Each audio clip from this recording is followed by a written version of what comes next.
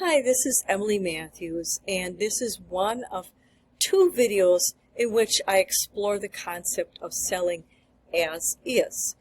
A lot of times people ask, well, can I do that? Here's one answer. Yes, of course you can sell as is if you don't mind an as is price, which could be a lot less.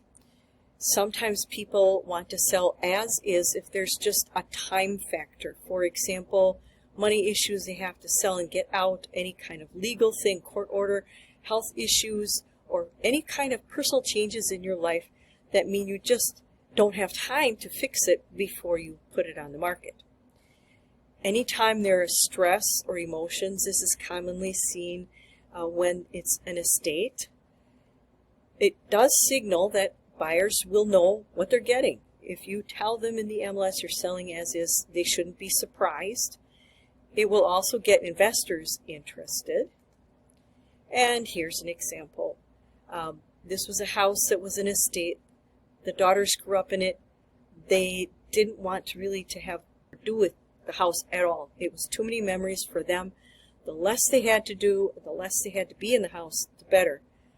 So this house had original carpet from the 1950s that looked and smelled the way you would expect. It had a very old bathroom with no shower, wallpaper all over the place, pretty much dirty, smelly, but it had what we call good bones. And it was priced to sell because it was being sold as is. It was 20% under homes that had the upgrades, but the daughters got their goal because they had no stress. It just sold fast and they got their end goal.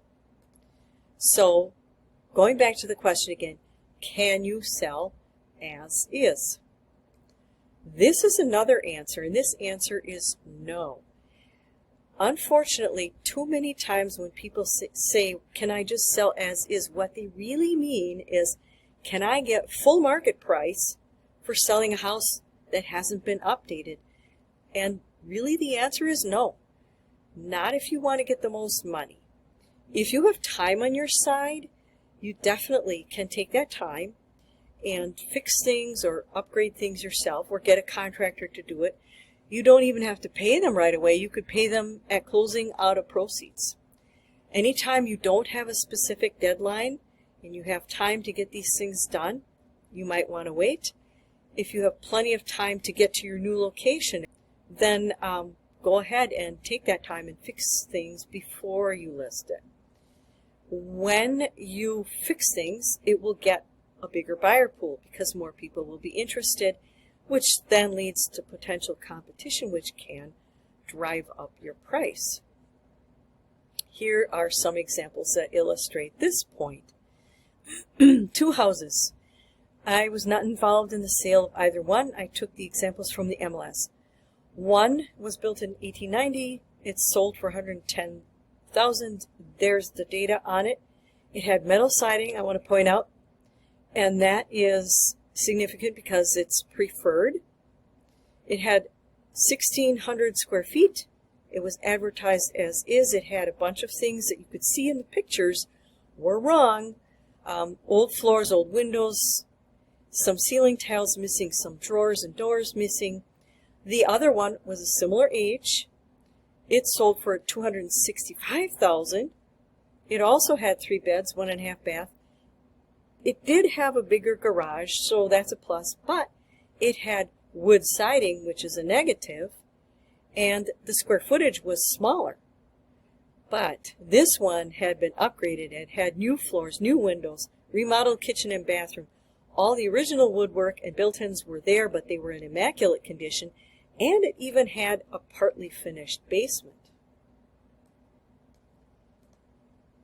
Some other considerations when you're considering as is, if you are advertising as is in the MLS, it can trigger buyers to be suspicious, offer less, or believe, and they can actually see, that there is less value there. It does not eliminate your duty to fill out the real estate condition report. This is a statutory document required by the state of Wisconsin. There are a few exceptions where you don't have to fill it out, but most of the time you do have to fill this out. When you're considering price, please do not trust Zillow. I watch what they do, and I actually made a webinar about them. Their estimates are usually too high. Sometimes they're too low, though. Here's one example. A home prior to listing they said was worth $270,000. It actually was listed and sold at $300,000. Another one prior to listing they said it was worth $330,000. It was listed at $350,000. Then Zillow changed it to $356,000, and the house actually sold for $310,000. So consider this: a bank will never use a Zestimate. They will require an actual appraisal. Here's kind of a joke. When selling your house, should you let Zillow determine the price? Well, the answer is no, in two different colors. Ultimately, the buyers sort of determine the price because when the sale happens, it's only what the buyer is willing to pay. The seller does get to decide whether to keep the house or let it go at the price the buyer suggests. Please do not try to time the market. It usually does not work, except when considering seasons. Seasons do play a part in Wisconsin.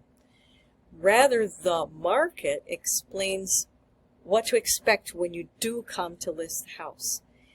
If time is not on your side, please do not wait until you're forced to sell by circumstances, because then the market might not favor you. It's best to get that house sold while you still have some options available. All I ask is that when you do decide to sell, that you call and give me a chance to interview for the job, because the best way for me to demonstrate how to help you is actually to help you. And that's it for now. This is Emily Matthews, here to help you with all your real estate needs. Don't forget to subscribe. It's the little icon with my head on it. Have a wonderful day.